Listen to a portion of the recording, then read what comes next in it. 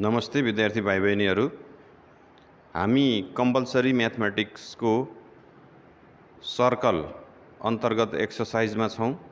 तीनवटा प्रश्नहरूको समस्याको समाधान गर्ने छौं, जसमा पहिलो रहेको छ in the adjoining figure curds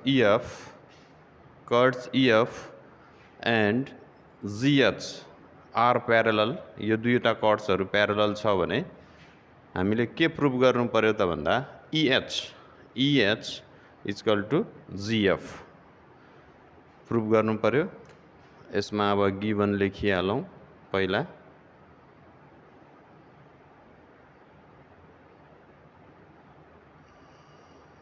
curds EF parallel to GH यति भयो given. To prove EH equal to GF। अब यसमा हामीले थाहा भएको कुराहरू कुरा गर्दाखेरि यो एंगल र यो एंगल इक्वल छ, standing on the same arc. अनि यो एंगल अनि यो एंगलसँग इक्वल छ, standing on the same arc. र अर्को कुरा पनि फेरि यो एंगल र यो एंगल पनि इक्वल छ, अल्टरनेट एंगल। यो एंगल र यो एंगल पनि इक्वल छ, अल्टरनेट एंगल भइसकेको कारणले गर्दा यो एंगल र यो एंगल पनि इक्वल हुन्छ, यो एंगल र यो एंगल पनि इक्वल हुन्छ। इक्वल भइसकेपछि यो त आइसोसेलेस ट्रायंगल। त्यसपछि यो साइड, यसलाई नाम दिम यम, यो साइड र यो साइड पनि इक्वल हुने भयो। अनि यो पनि आइसोसेलेस ट्रायंगल हुन्छ, किनकि यो दुईटा एंगल इक्वल भएको कारणले। र यसको पनि यो साइड र यो साइड पनि इक्वल भयो। त्यसपछि एडिङ गरिदिएपछि यो प्लस यो भनेको यो भइहाल्यो GF, अनि यो दुईवटा साइड्स भनेको EH भयो। यसरी यसको चाहिँ प्रुफ निस्किन्छ है त, गाह्रो छैन, सजिलो छ प्रुफ। स्टेटमेन्ट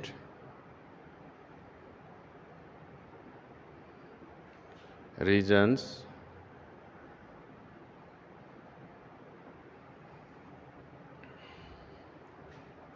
वन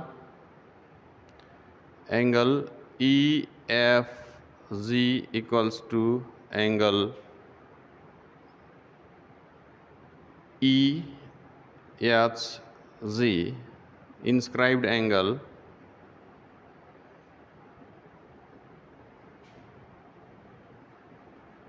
standing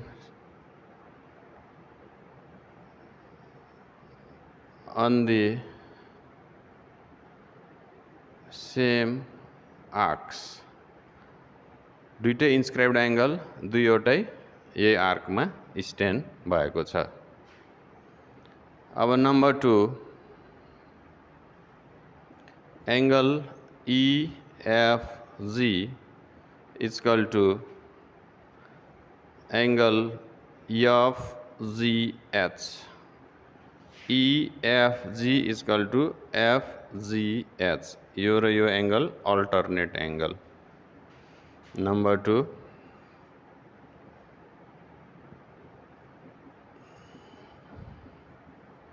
अल्टरनेट एंगल्स पनि के हुन्छ त, इक्वल हुन्छ।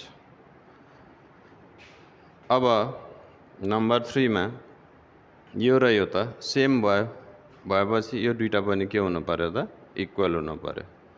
Angle EHG equal to angle FGH।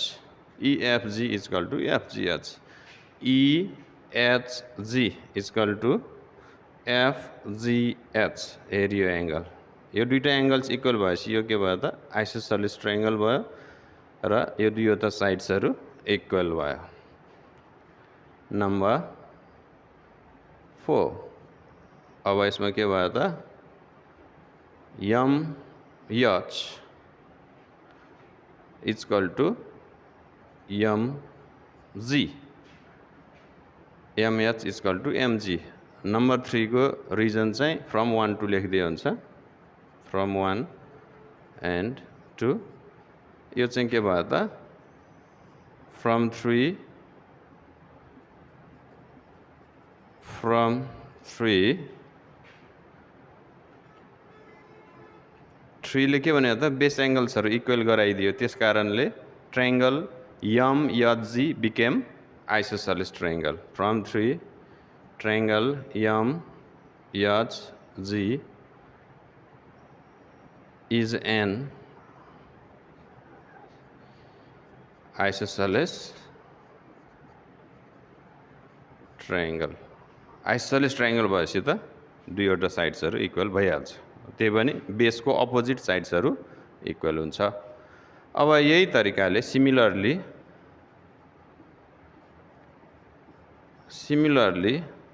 हामीले जुन यो दुईवटा साइड्सलाई इक्वल देखाए नि, अब यसलाई र यसलाई पनि हामी इक्वल देखाउन सक्छौं। Similarly ME equal to MF, यसको चाहिँ फेरि यही स्टेप्सहरु रिपिट गर्न पर्दैन, हामी सिधै लेख्न सक्छौं।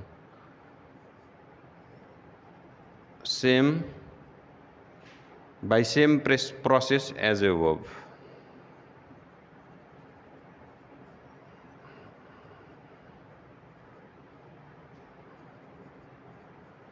माथिको जस्तै प्रोसेसरले यो दुईटा पनि के हुने भयो त इक्वल हुने भयो।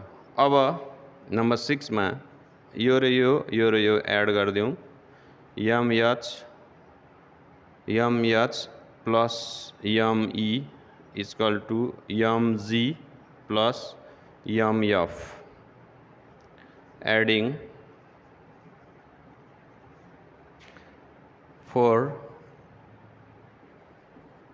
and 5, 4 र 5 add गर्दम, MH plus ME, MH plus ME भनेको त EH भयो,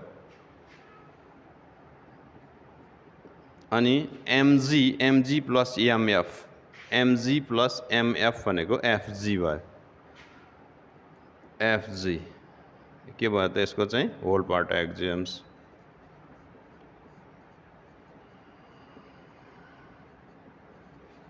होल पार्ट एक्जियम्स proved.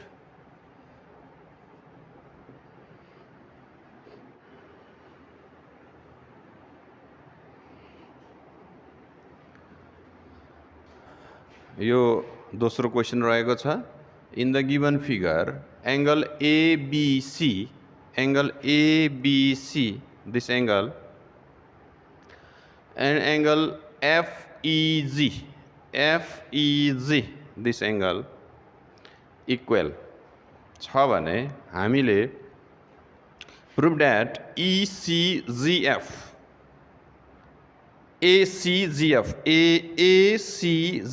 चाहिँ आइसोसेलेस ट्रापेजियम हो भनेर देखाउनु पर्यो। आइसोसेलेस ट्रापेजियम भनेको के भने सबैभन्दा पहिला त ट्रापेजियम्सहरुको दुईवटा साइड्सहरु प्यारलल हुन्छ र बाँकी रहेको साइड्सहरु यो दुईवटा साइड्स यस्तो इक्वल भयो भने यस्तोलाई आइसोसेलेस ट्रापेजियम भनेर भनिन्छ। पहिला त हामीले के प्रुभ गर्नु पर्यो यसमा भने ACGF ट्रापेजियम हो भन्न पर्यो। ट्रापेजियमको लागि दुईवटा साइड्सहरु प्यारलल देखाउनु पर्यो भनेपछि यसलाई र यसलाई प्यारलल देखाउनु पर्यो। अब प्यारलल देखाउनको लागि हामीलाई मेथड्स भनेको के छ त अल्टरनेट, को-इन्टेरियर र कोरेस्पोन्डिङ देखाउने हो। अधिकांश प्रयोग भनेको त के हुन्छ त अल्टरनेट नै हुन्छ, तर यहाँ अल्टरनेट छैन भनेपछि हामीले अल्टरनेट बनाउने कन्स्ट्रक्ट गरेर जोइन गर्दिम अब है। अब यति गर्दिसकेपछि यसमा के हुने भयो त भने यो एंगल र यो एंगल इक्वल हुने भयो, standing on the same arc है, standing on the same arc. अनि यो एंगल र यो एंगल पनि इक्वल हुने भयो, standing on the same arc. यति भइसकेपछि यो दुईवटा इक्वल छ भने अनि के हुने भयो त यो र यो पनि इक्वल हुनु पर्यो। अब यो र यो इक्वल छ भने यो र यो के हुन्छ त यो एंगल र यो एंगल इक्वल छ भने यो त अल्टरनेट फर्म भयो भनेपछि यो र यो प्यारलल हुन पर्यो। अनि अर्को पनि फेरि हामीले प्यारललको प्रुफ यो काम गर्यौं। अब इक्वल देखाउनु बाँकी भयो, आइसोसेलेस ट्रापेजियम भनेको छ। त्यसकारणले गर्दाखेरि अब यसलाई र यसलाई इक्वल देखाउनु पर्यो। यो एंगल र यो एंगल इक्वल छ भने यो आर्क र यो आर्क पनि इक्वल हुन्छ। अनि इक्वल आर्क्समा बनेको कर्ड्सहरू पनि फेरि के हुन्छ त, यो कर्ड्स र यो कर्ड्स पनि इक्वल हुन्छ भनेपछि आइसोसेलेसको काम पनि भयो। यसरी हामी यसलाई प्रुफ गर्न सक्छौं है त। अब यसको प्रुफ हेरौँ त। गिवन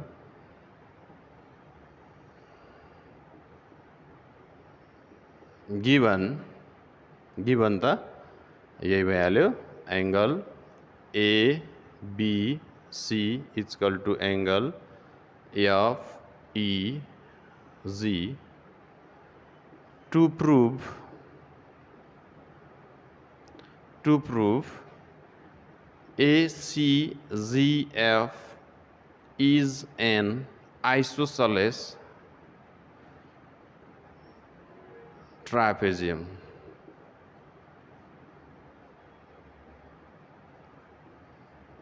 आइसोसेलेस ट्रापेजियम भयो भनेर प्रुफ गर्नु पर्यो।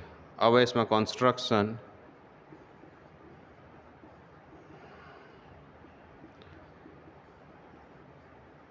जोइन एजी लाई जोइन गरिदेऊ।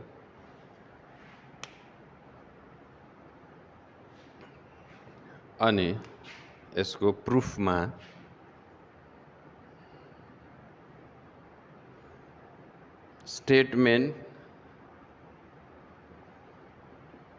statements regions।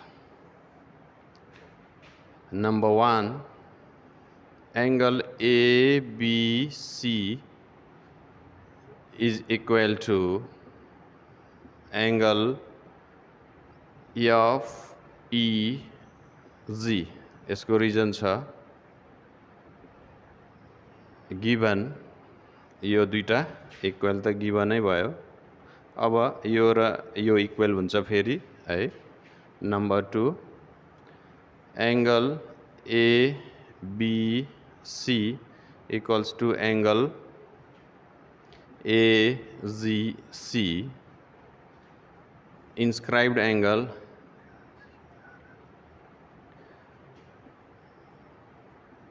standing on the same arcs। inscribed angle standing on the same arc भनेपछि अब यो र यो इक्वल भयो, यो र यो पनि इक्वल भयो। अब यो र यो पनि फेरि इक्वल हुन्छ standing on the same arc. Number 3, angle FEG है, EE भएछ FEG equals to angle FEG equals to angle FAG। angle FAG यो चाहिँ के भयो त, same as number 2।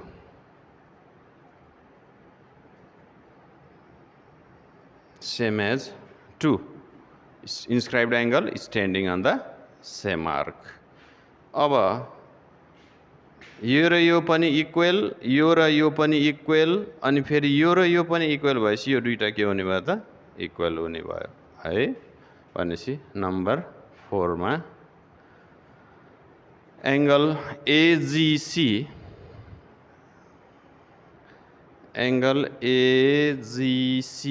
equals to angle AGC equals to angle FAG।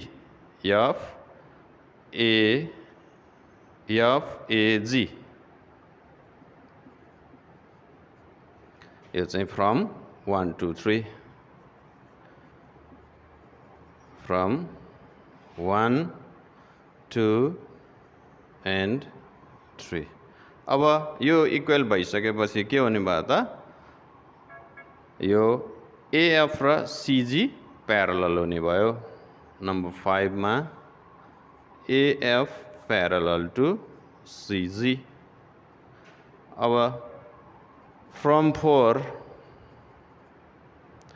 Equal angles के भयो त अल्टरनेट फर्म भयो नि त। From 4 equal angles form alternate angles form भयो। त्यो इक्वल एंगल भनेपछि त प्यारलल हुनु पर्यो। अब हामीले आधी काम सक्यौं। अब नम्बर 5 6 मा यो एंगल र यो एंगल इक्वल छ भने त यो आर्क र यो आर्क पनि त इक्वल हुने भयो नि त। भनेपछि यसमा arc AC equals to arc FG।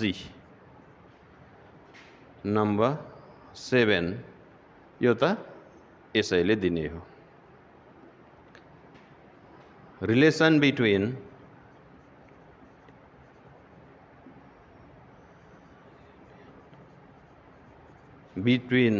equal angles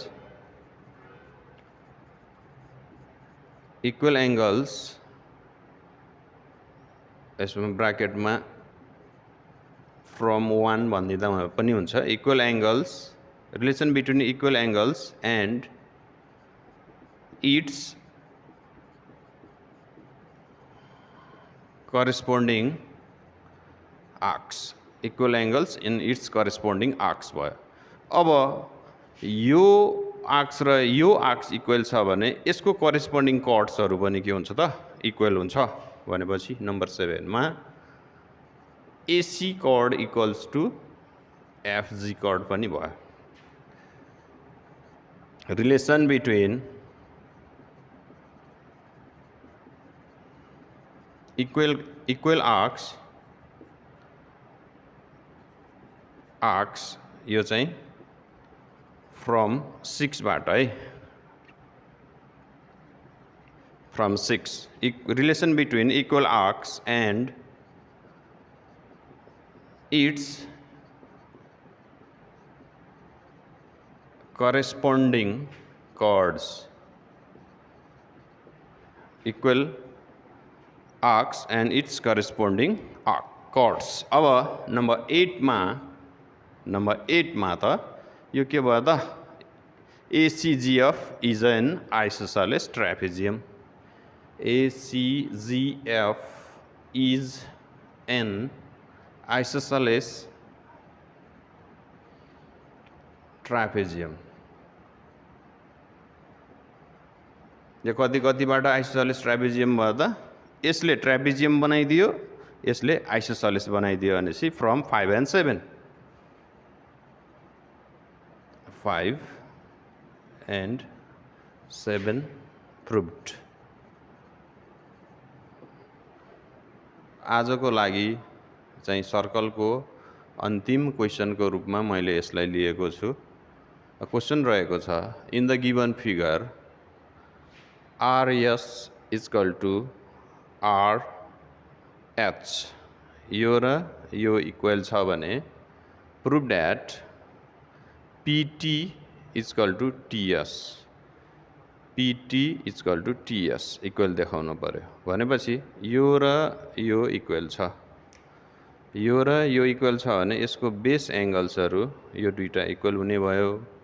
अनि फेरि यो र यो पनि standing on the same arc equal भयो। यो दुईटा एंगल भनेपछि यो र यो इक्वल हुने भयो। यो इक्वल भएपछि त यो आइसोसेलेस बन्यो। आइसोसेलेस भएपछि त हामीलाई चाहिएको यो PT र PS त करेस्पोन्डिङ साइड्स आइसोसेलेसको इक्वल साइड्सहरु भइहाल्यो अथवा इक्वल बेसको अपोजिट साइड्सहरु भइहाल्यो। प्रुफ भइहाल्यो। यो त सजिलो रहेछ है त। Given RS equal to RH यो गिवन भयो। To prove PT equal to TS यसको प्रुफमा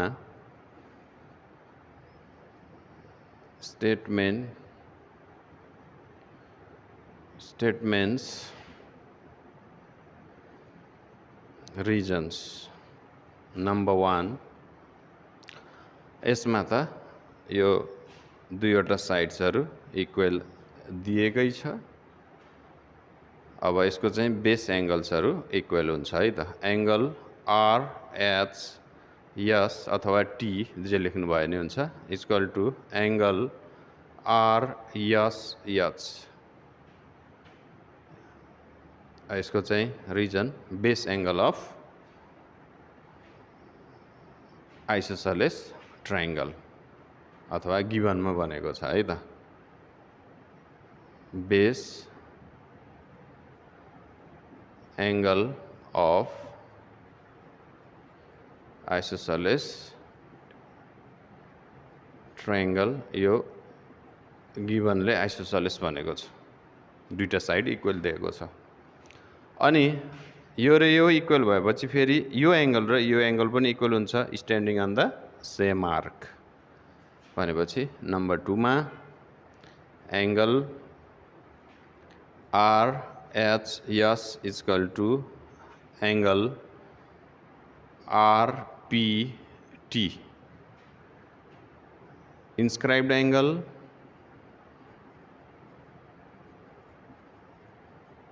angles standing on the same arcs, standing on the same arcs, TR arcs मा स्ट्यान्ड छ। यो दुईटा इक्वल भयो। अब यो र यो सेम भएपछि त यो र यो पनि फेरि इक्वल हुन पर्यो। नम्बर 3 मा angle RHS equal to angle RPT from 1 and RSH equal to RPT from 1 and 2 RSH यो एंगल र RPT यो दुईटा एंगल इक्वल यो र यो इक्वल भएपछि त के हुने भयो त यो आइसोसेलेस फर्म भयो। अनि यो साइड र यो साइड त इक्वल हुने भइहाल्यो है। अब नम्बर 4 मा एंगल RSH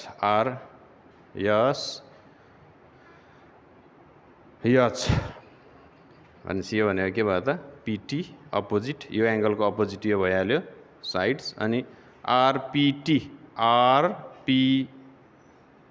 यसको अपोजिट भनेको RPT यसको अपोजिट भनेको TS भन्ने साइड्स भयो प्रुफ भयो है त। अब नम्बर 4 मा फ्रम 3 triangle